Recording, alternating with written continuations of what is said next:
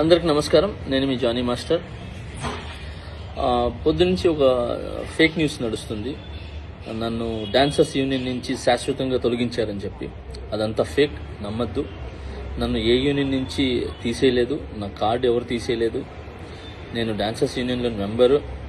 And అలాగే ఏదైతే ఈ ఎలక్షన్స్ నిన్న జరిగినాయో అవి లీగల్గా నేను ఫైట్ చేస్తున్నాను. ఆ వివరాలు తొందరలో చెప్తాను.